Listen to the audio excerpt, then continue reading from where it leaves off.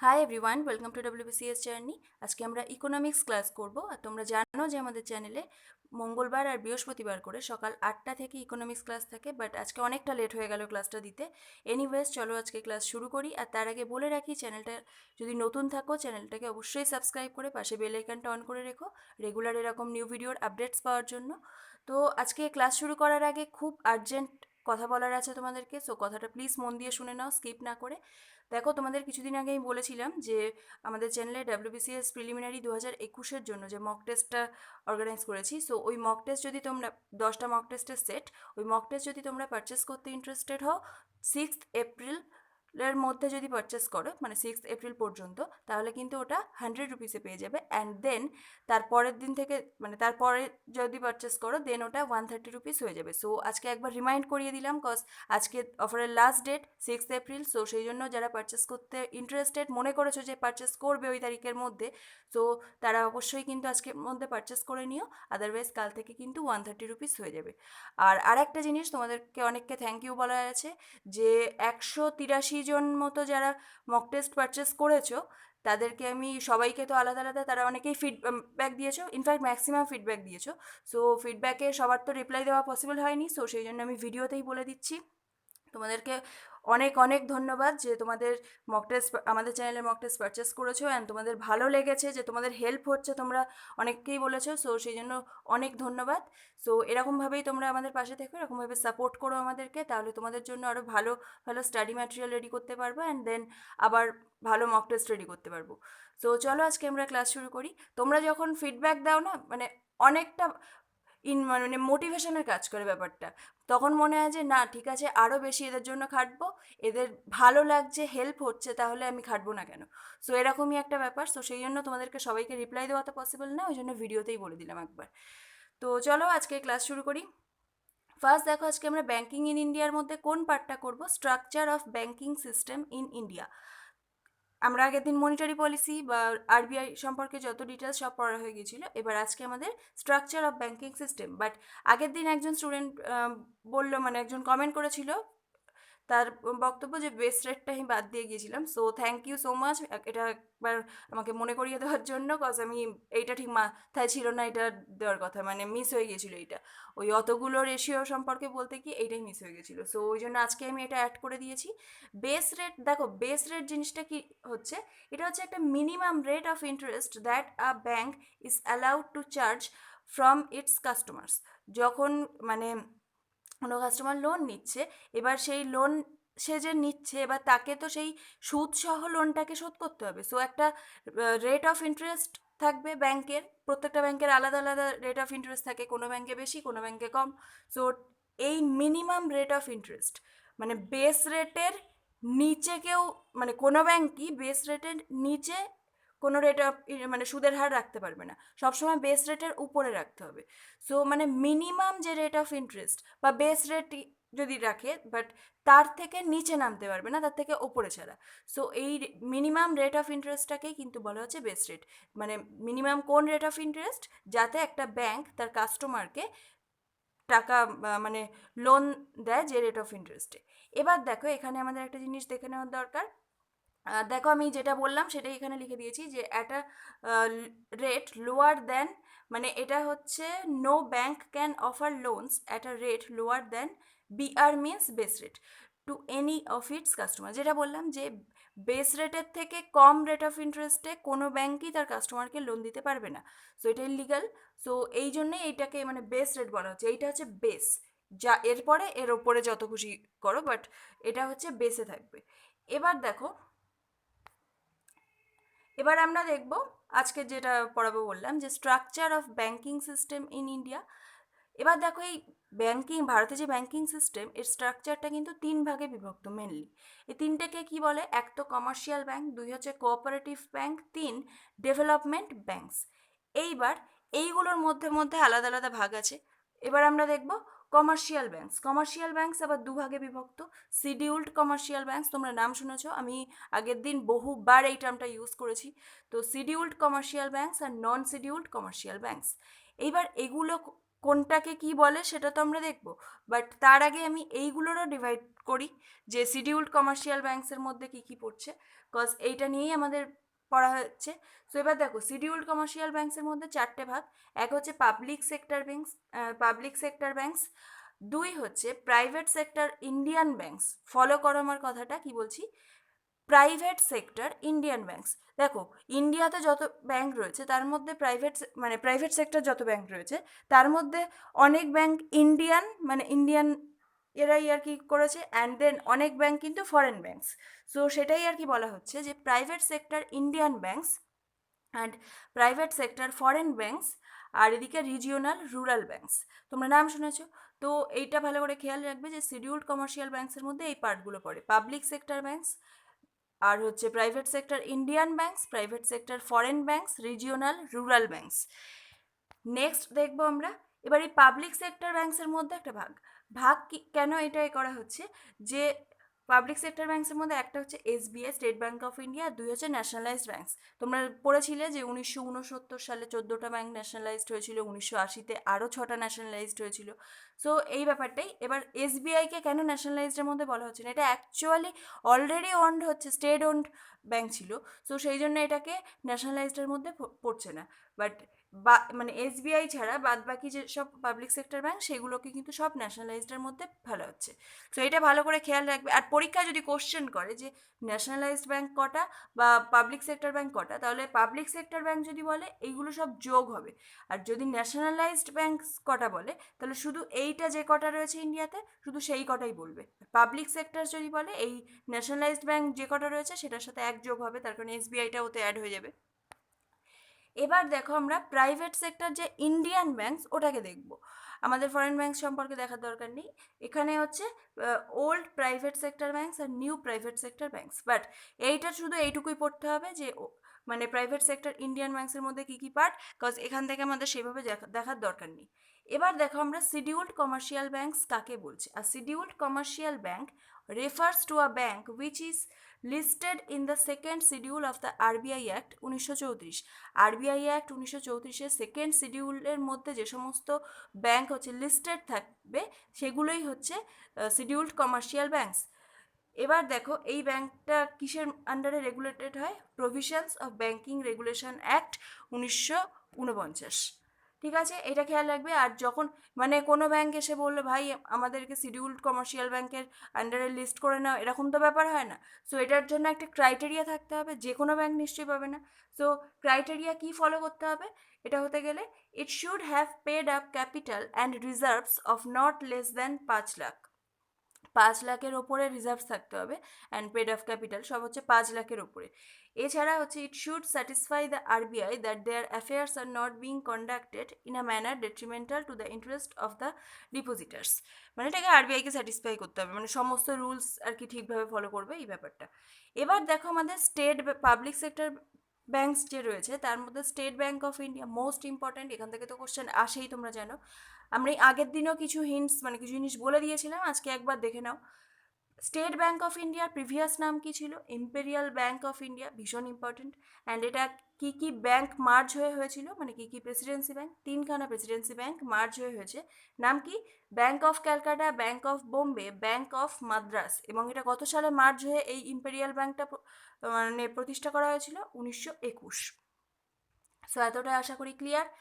এবার দেখো, imperial bank of India was nationalised in 1955 as state Bank of India. তাহলে এই ব্যাংকটা কিন্তু স্টেট ব্যাংক অফ ইন্ডিয়া নামে পরিচিত হয় 1955 সাল থেকে। এইবার তোমরা অনেকেই জানো না এই ব্যাপারটা যে 1960 সাল নাগাদ তখন কিন্তু এসবিআই মানে 7খানা regional banks of former Indian princely state, এগুলো এসবিআইয়ের আন্ডারে ছিল। বিভিন্ন আর কি মানে বিভিন্ন স্টেটের আলাদা আলাদা সেই স্টেটের, মানে state Bank of Saurashtra, state Bank of, এক মিনিট আমি দেখিয়ে দিচ্ছি, state Bank of Saurashtra, state Bank of Indore, এছাড়া মানে আরও মানে টোটাল হচ্ছে 7খানা এরকম ব্যাংক ছিল অ্যাসোসিয়েট, স্টেট ব্যাংকের অ্যাসোসিয়েট শাখা আর কি। তো এইবার এই জিনিসগুলো সব একত্রে মার্জ হয়ে যায় অ্যাকচুয়ালি স্টেট ব্যাংকের সাথে। এবার কবে হয়, ফার্স্ট মার্জ হচ্ছে state Bank of Saurashtra merge হচ্ছে এসবিআইয়ের সাথে 2008 সালে। 2010 সালে state Bank of Indore merge হয়ে গেছে। দেন বাকি যে পাঁচখানা ছিল সেই পাঁচটা associate banks with along with ভারতীয় মহিলা ব্যাংক, মানে ওই পাঁচটা এক্সট্রা যে অ্যাসোসিয়েট ব্যাংক ছিল ওগুলো প্লাস আলাদা একটা ব্যাংক হচ্ছে ভারতীয় মহিলা ব্যাংক, এরা হচ্ছে সবাই মিলে এসবিআই এর সাথে মার্জ হয় 2017 সালে। সো এইগুলো ভালো করে খেয়াল রাখবে, তার আগে পর্যন্ত কিন্তু এগুলো আলাদা আলাদাভাবে ছিল। সো কোনটা কবে মার্জ হয়েছে আমি জানি যে তোমরা অনেকেই এই জিনিসগুলো জানতে না, সো ভালো করে একবার দেখে রাখবে এগুলো। এবার দেখো হেডকোয়ার্টার্স অফ এসবিআই, এসবিআই এর হেডকোয়ার্টার কোথায়? মুম্বাইতে। নাবার্ডের হেডকোয়ার্টারও কিন্তু মুম্বাইতে, সো ওটা ভালো করে খেয়াল রাখবে। আর এসবিআই এর বর্তমান চেয়ারম্যান যদি বলে কে হয়ে যাবে? দীনেশ কুমার খাড়া। ওই এর আগে কে ছিলেন? এর আগে ছিলেন রজনীশ কুমার। সো অনেকে কনফিউজ হতে পারো, মানে হয়তো প্রেজেন্ট ডেটা হয় যারা আর কি জানো না তাদের জন্য আমি বলে দিচ্ছি। সো প্রেজেন্টে কিন্তু এখন দীনেশ কুমার খাড়া 2020 সাল থেকে ইনি রয়েছেন। এবং ইনি কততম কোশ্চেন দিয়ে দিতে পারে? 26তম, বা কোশ্চেন এরকমও দিতে পারে 26তম চেয়ারম্যান অফ এসবিআই, তাহলে কি হয়ে যাবে? দীনেশ কুমার খাড়া। আর রজনীশ কুমার ছিলেন 25তম। নেক্সট দেখো, এবার ন্যাশনালাইজড ব্যাংক সম্পর্কে দুটো লাইনই জাস্ট মনে রাখো, এর বেশি মনে রাখার দরকার নেই। যে 14টা ব্যাংক ন্যাশনালাইজড হয়েছিল 1969 সালে, আর 1980-তে আরও 6খানা ব্যাংক ন্যাশনালাইজড হয়েছিল। এই দুটো পয়েন্ট মনে রাখো, দ্যাটস এনাফ। এবার দেখো রিজিওনাল রুরাল ব্যাংক সম্পর্কে কিছু দেখব। এই যে রিজিওনাল রুরাল ব্যাংকের কনসেপ্টটা, এটা ইন্ট্রোডিউস করা হয় 1969 সালে। এবং এখানে হচ্ছে এই রিজিওনাল রুরাল ব্যাংকসটা সেট আপ হয় কোন কমিটি বা কোন কমিশনের রিকমেন্ডেশনে? এটা হচ্ছে এম নরসিমহাম ওয়ার্কিং গ্রুপ। সো এদের রিকমেন্ডেশনে এইটা আর কি সেট আপ করা হয়। এবার এই সম্পর্কে আরও জিনিস দেখে নেই। এই রিজিওনাল রুরাল ব্যাংকসগুলো কিন্তু সব শিডিউলড কমার্শিয়াল ব্যাংকস। অ্যান্ড এখানে দেখো আরআরবি মানে রিজিওনাল রুরাল ব্যাংকসের কথাই বলছি। এটাকে রেগুলেট কে করে? রেগুলেট কিন্তু নাবার্ড করে। এই পয়েন্টটাও ভীষণ ইম্পর্টেন্ট, নাবার্ডের নাম যেহেতু জড়িত। আর যদি বলে যে বর্তমানে ভারতে কটা রিজিওনাল রুরাল ব্যাংকস, তাহলে যদি 1 এপ্রিল 2020, কজ নেটে আমি এর পরের ডেটা পাইনি, মানে এখনো পর্যন্ত সার্চ করলে এটাই দেখাচ্ছে, আমি একদম অফিসিয়াল ওয়েবসাইটের থেকেই আমি দেখেছি, সো সেখানেও এই দেখাচ্ছে। সো এটা জেনে রাখো যে 1 এপ্রিল 2020 অনুযায়ী হচ্ছে 43টা রিজিওনাল রুরাল ব্যাংকস রয়েছে ভারতে। সো এটা ভালো করে খেয়াল রাখবে, কোশ্চেনটা আসতেই পারে। এবার আমরা যে দেখলাম একটা ভাগ, যে ডেভেলপমেন্ট ব্যাংকসের মধ্যে কি কি রয়েছে? নাবার্ড, সিডবি, তারপরে আইএফসিআই, এক্সিম ব্যাংক, এনএইচবি মানে national housing bank, and then হচ্ছে মুদ্রা ব্যাংক। এগুলো কিন্তু সব ডেভেলপমেন্ট ব্যাংকের আন্ডারে পড়ছে। এবার প্রত্যেকটা ব্যাংক সম্পর্কে আমরা পড়বো, বাট সব ব্যাংক সম্পর্কে ডিটেলস পড়ার দরকার নেই, আমি লাস্টে লিস্ট করে দিয়েছি কোনটা কবে প্রতিষ্ঠা হয়েছে সেটাই দেখলে হবে। বাট নাবার্ড, এক্সিম এদের সম্পর্কে একটু দেখে রাখা দরকার, স্পেশালি নাবার্ড। নাবার্ডে কী বলা হচ্ছে? এর ফুল ফর্মটা জেনে নেব, national bank for agriculture and rural development. আমি কথাটা কেন জোর দিলাম?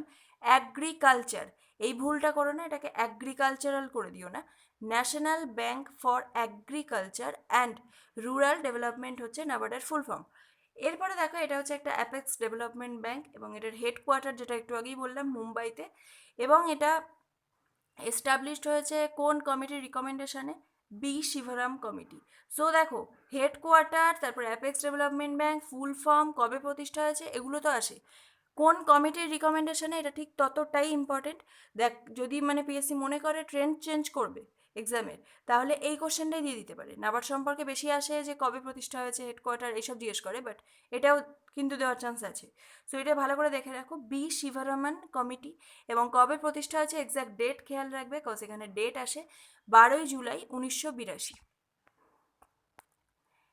এবার দেখো, এই ব্যাংকটা কেন ইয়ে করা হয়েছিল? To implement the national bank for agriculture and rural act 1981। এটা অ্যাকচুয়ালি মানে প্রতিষ্ঠা হয়েছে কোন অ্যাক্টের আন্ডারে? সো কী হয়ে যাবে? National bank for agriculture and rural act 1981। 82-তে প্রতিষ্ঠা হয়েছে, 81-তে অ্যাক্ট ছিল। এবার নেক্সট দেখবো আমরা সিডিবি, যেটাকে বললাম, এর ফুল ফর্ম কি? Small industries development bank of India. সিডিবির ফুল ফর্ম জেনে রাখবে অবশ্যই। এবং এটার হেডকোয়ার্টার কোথায় দেখে রাখো? লখনৌতে। এবং এটা কেন? এটা হচ্ছে এমএসএমই, মানে এমএসএমই সেক্টরকে প্রমোট করা বা ডেভেলপ করার জন্য এই সিডবিটাকে আর কি এস্টাবলিশ করা হয়েছিল। এবার দেখবো আমরা IFCI, industrial finance corporation of India. এটা সেট আপ হয়েছিল 1948 সালে। Provide medium and long term finance to industry. এগুলো নাম থেকেই বুঝতে পারছো এটা কাদের জন্য। অ্যান্ড এখানে দেখো আমি পরপর দিয়ে দিয়েছি লিস্ট, ভালো করে পড়ে নাও, এই লিস্টটা দেখে নাও। আর এটা বলার আগে বলে রাখি যে তোমাদের যে ব্যাঙ্কিং ইন ইন্ডিয়ার যে ফার্স্ট পার্টটা আমি ক্লাস করিয়েছিলাম, মানে ফার্স্ট পার্ট এর আগের দিন যে ক্লাসটা করালাম, ওই ক্লাসটা কিন্তু অবশ্যই দেখে নেবে। ওখানে কিন্তু আমি মেন জিনিসগুলো বুঝিয়ে দিয়েছিলাম, মানে ওখান থেকে ওই সিআরআর আর যা যা রয়েছে, repo rate, reverse repo rate, তো সমস্ত কিছু ওখান থেকে কিন্তু ভালো করে দেখে নেবে। ভিডিওটা তোমাদের জন্য ভীষণ হেল্পফুল। সো মানে ওখান থেকে সব থেকে বেশি কোশ্চেন আসে, আর এখান থেকে এই পোর্শনগুলো থেকে মোস্ট কোশ্চেন আসে। বাট আগে যেগুলো বললাম যেরকম এসবিআই সম্পর্কে প্রচুর কোশ্চেন কিন্তু এখান থেকেও কভার হয়। সো দুটো ভিডিও খুব ভালো করে পড়বে। মানি অ্যান্ড ব্যাঙ্কিং, মানে ব্যাঙ্কিং ইন ইন্ডিয়া, এই চ্যাপ্টারটা কিন্তু ডাব্লিউবিসিএস এর জন্য মোস্ট এসেনশিয়াল একটা চ্যাপ্টার। সো ভালো করে পড়ে নেবে এটা। এবার দেখো, national bank for agriculture and rural development, এটার ফুল ফর্ম এই শর্ট তো জানো, নাবার্ড। এটা কবে প্রতিষ্ঠা আছে? 12 July 1982। Small industries development bank of India, SIDBI, এটা 1990-তে প্রতিষ্ঠা হয়েছে। আইএফসিআই, এটা হচ্ছে 1948-এ। আর EXIM bank, export import bank of India, এটা শুধু এটাই জানতে চায় যে এটা হচ্ছে 1 জানুয়ারি 1982-তে। নাম থেকে বুঝতে পারছো এটা কিসের জন্য, এক্সপোর্ট ইম্পোর্টের ক্ষেত্রে। সো এটা ভালো করে খেয়াল রাখবে। যে দেখো, যে আমি কিন্তু সব কটার ডেট বলছি না, যেগুলো ডেট বলছি মানে বুঝে নেবে যে ডেট আসে, ওই জন্যই বলছি।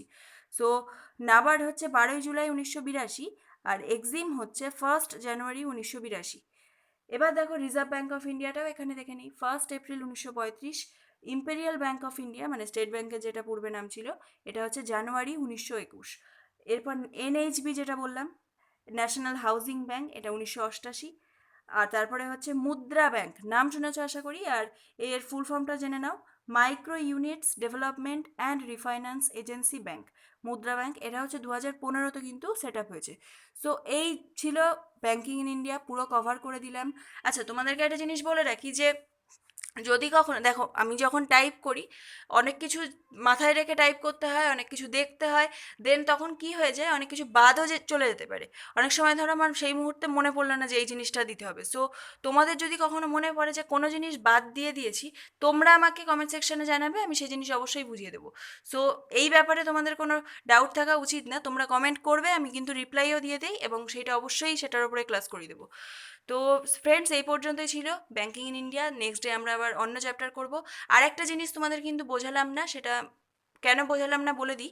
ইনফ্লেশন চ্যাপ্টারটা যদি আমি না বোঝাই, তোমরা এখন বুঝতে পারবে না। মানে যদি দেশে ইনফ্লেশন হয়, তাহলে সেক্ষেত্রে মানে কি বলে ওটাকে, সিআরআর, এইগুলো মানে কিভাবে কন্ট্রোল করতে হয়। সো এই জিনিসগুলো আমি ইনফ্লেশন যতক্ষণ না বোঝাবো, ততক্ষণ ওই cash reserve ratio, repo rate, reverse repo rate, এই ব্যাপারটা আমি ইনফ্লেশনের সাথে কানেক্ট করে তোমাদের বোঝাতে পারবো না, কজ তোমরা বুঝবে না জিনিসটা। ওই জন্য আমি ওইটা এখানে বোঝাচ্ছি না। ইনফ্লেশন যখন পড়াবো, নেক্সট ডে ভাবছি ইনফ্লেশনই করাবো, তো তখন কিন্তু আমি একবারে ওইটা ওখানে কভার করে দেবো। সো কারো যদি ওই ডাউটটা থেকে থাকে যে ওটা কভার করলাম না কেন, সো মুখস্থ করে তো কোনো লাভ নেই। সো সেই জন্য আমি ওটা ওখানে বুঝিয়ে তারপরতেই করাবো। তো ফ্রেন্ডস, এই পর্যন্তই ছিল আজকের ভিডিও। আর আবারও বলছি, যারা মক টেস্ট পারচেস করবে মনে করেছো, তারা অবশ্যই পারচেস করে নেবে আজকে। মানে আজকে যদি পারচেস করো, খুব ভালো কথা, তাহলে 100 রুপিস পেয়ে যাবে। দেন কাল থেকে কিন্তু 130 রুপিস হয়ে যাবে। সো ওই জন্য আজকে একবার অ্যালার্ট করে দিলাম। আর আবারও তোমাদের সবাইকে থ্যাংক ইউ বলছি। তোমরা প্রচুর পরিমাণে ভালো ফিডব্যাক দিয়েছো, তোমাদের খুব হেল্প হচ্ছে, শুনেও ভালো লাগলো। সো চলো, আজকের ভিডিও এখানেই শেষ করছি। ভালো থেকো সবাই, টাটা।